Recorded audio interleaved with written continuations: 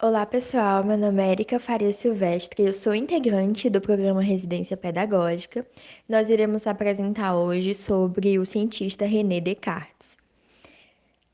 Vou começar com essa frase de que não basta termos um bom espírito, o mais importante é aplicá-lo bem. Essa frase é do próprio René Descartes e agora, sem mais delongas, vamos para a apresentação do nosso trabalho. Bom, falando um pouco agora sobre a infância de René Descartes. René Descartes, ele foi um filósofo, físico, matemático francês, nascido em 1596 na província de Aïwe. Bom, essa província ela era situada na França, tanto é que a origem do René Descartes é francesa, né? Ele é bastante conhecido hoje em dia, tanto no ramo da matemática quanto também da física, mas também ele é muito conhecido também na filosofia. Ele é considerado o criador do pensamento cartesiano, do sistema filosófico que deu origem à filosofia moderna, né?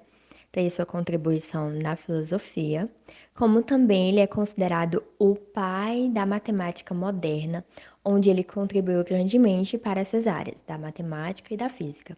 Especificamente, ele contribuiu muito para a área da matemática, onde fez surgir até a geometria analítica, né? Dizem que geometria analítica foi toda criada, toda desenvolvida a partir dos estudos de René Descartes. Descartes, ele acabou ficando órfão de sua mãe quando ele tinha apenas um ano de idade. Ele tinha mais ou menos ali um ano de idade, ele ficou órfão. E acabou que o seu pai deixou o René para ser criado com uma pessoa chamada que lá eles denotavam ama, né? Ama era como se fosse uma babá aqui pra gente, né? E era de bastante costume, quando as crianças perdiam as suas mães, elas eram criadas por ama. Mas essas crianças, né, elas eram de família assim boas, né, de classe média ou até mesmo da nobreza, eles usavam essa ama, né, como que era uma pessoa que cuidava dessas crianças. Isso era bem comum na época quando os filhos acabavam perdendo as mães. Bom, e ele sempre, o René Descartes, ele teve uma ótima educação. O seu pai, ele era funcionário público, então ele tinha ótimas condições financeiras e ele conseguiu proporcionar ao seu filho uma educação de elite, ou seja, uma educação de muita qualidade. René Descartes, ele acabou estudando em escolas muito boas, ele teve uma educação bem avançada. Bom, falando um pouco sobre os estudos e a formação de René Descartes, o René Descartes ele estudou num colégio jesuíta chamado Royal Henri Legrand, que é situado no castelo de La Flèche, né? E desde muito novo, ele foi um aluno assim brilhante. Desde quando ele estudava, ele gostava bastante de provocar debates entre alunos e colegas, e ele gostava também muito de pensar em várias coisas que estavam acontecendo tanto no colégio dele, quanto coisas que estavam acontecendo no mundo, e ele ficava bem inquieto com essas questões que ele levantava. Então, ele gostava bastante de pensar, de refletir sobre as coisas. Tanto é que uma frase bem famosa dele, né, que abre aspas, penso logo existo, fecha aspas, é uma frase assim muito conhecida dele e eu acredito que desde essa época ele é bem famoso por essas coisas, né? Por ele querer pensar sempre as coisas, querer sempre refletir sobre isso, tirar conclusões disso, sempre defender muito o racionalismo. Ele sempre defendeu bastante essas coisas de racionalismo, querer as coisas a partir da verdade mesmo, né?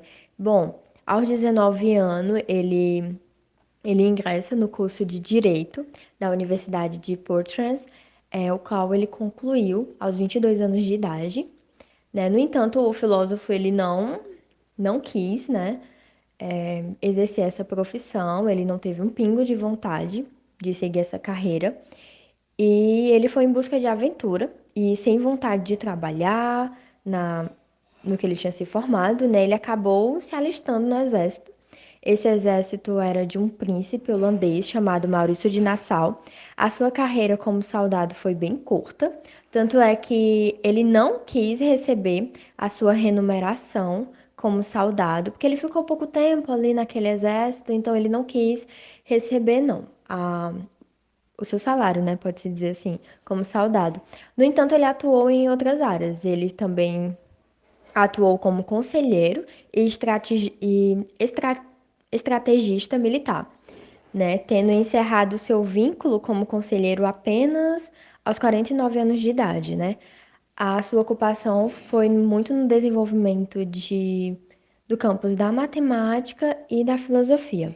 Ao mesmo tempo em que ele se alistava na companhia militar, né, do príncipe Maurício de Nassau, o Descartes ele iniciava os estudos mais profundos na matemática, né? Aos 33 anos, por exemplo, o filósofo já tinha concluído a escrita de um tratado sobre o mundo, né? Que foi um livro que era sobre ciências da natureza, onde ele decidiu não publicar, pelo fato de que falava bastante sobre, defendia bastante, né? No caso, a tese heliocêntrica, como eu falei, o Descartes, ele era filósofo, né?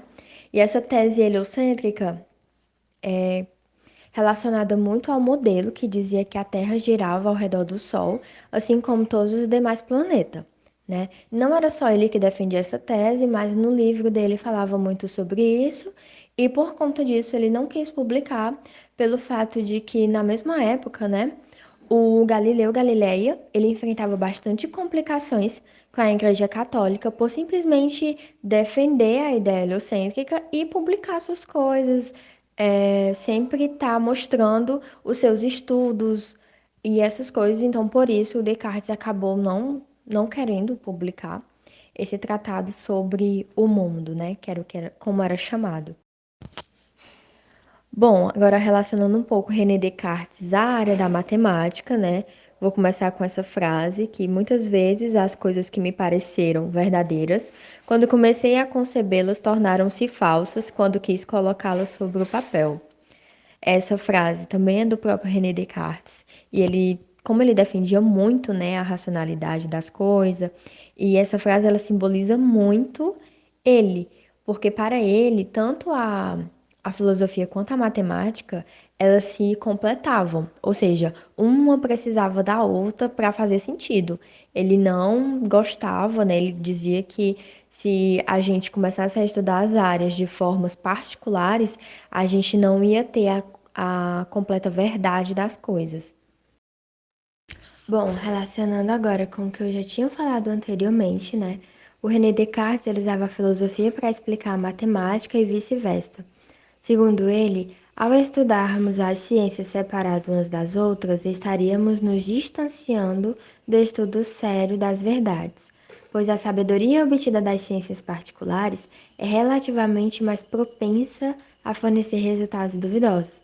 Então ele defendia que as áreas ela tinha que ser estudado que em conjunto, porque as áreas elas se completavam, né? E por muito tempo, até hoje mesmo, o René Descartes ele é considerado um gênio da matemática, pois ele conseguiu relacionar a álgebra com a geometria.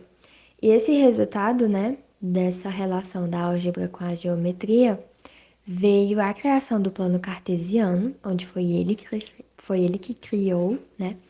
E também resultou também no surgimento da geometria analítica, que é um ramo da matemática que consegue mesclar ali da geometria plana com a geometria espacial, né?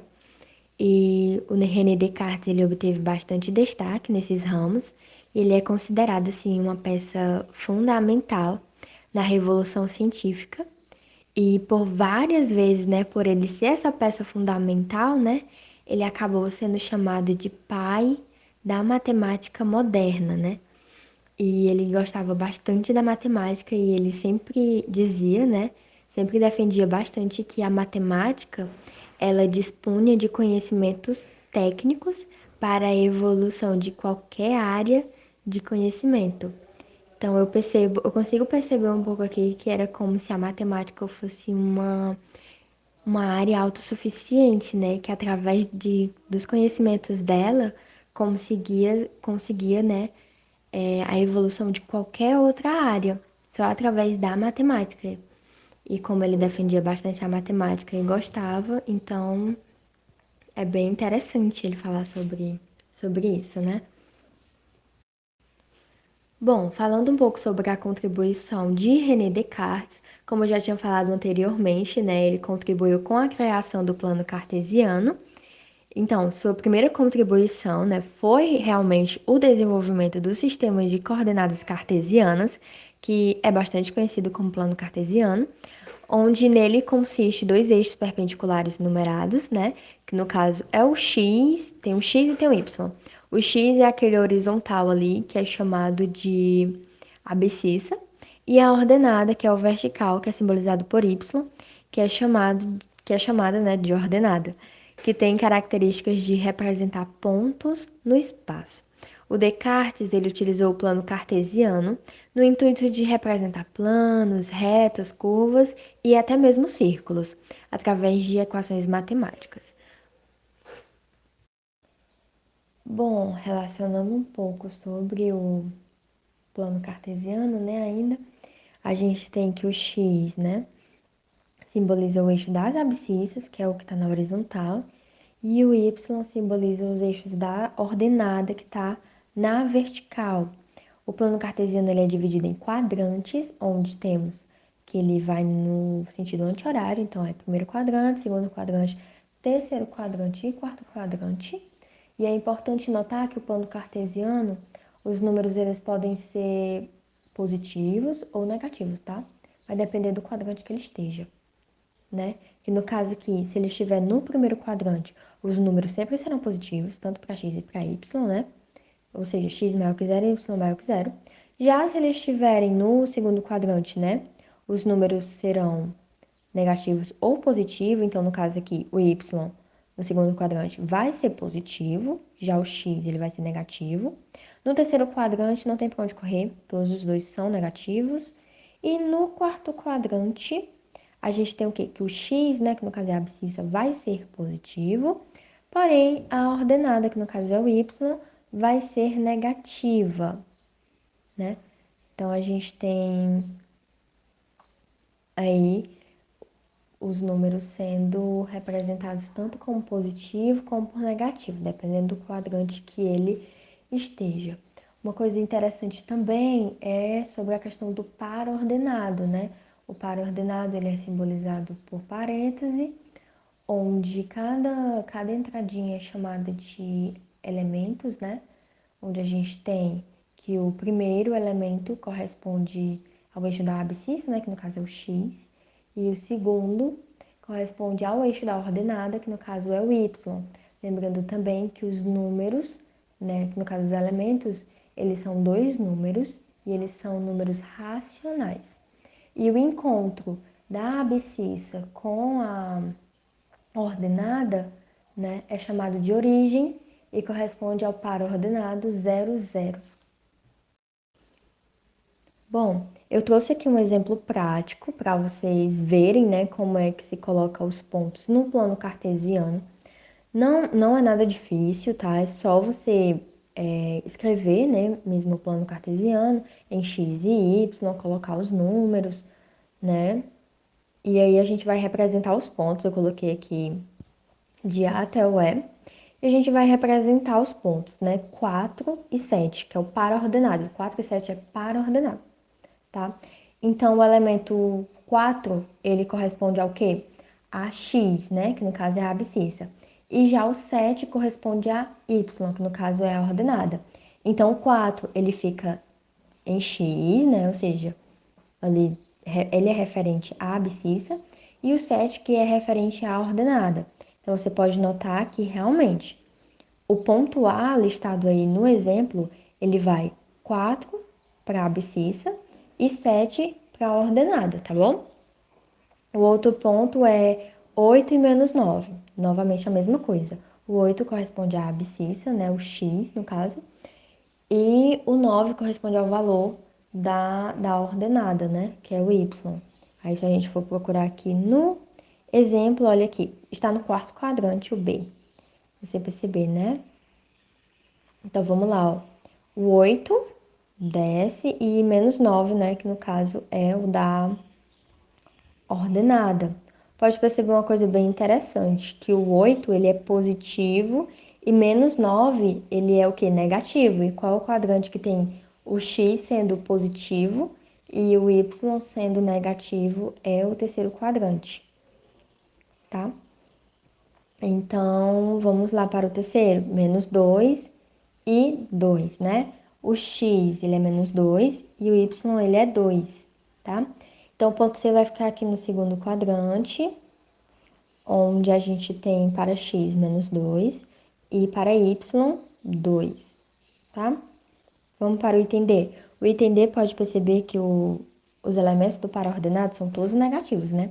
E o quadrante que tem todos os elementos negativos é tanto a abscissa quanto a ordenada negativa, né? É exatamente o terceiro quadrante. Então a gente já sabe que esse daí vai ficar o quê?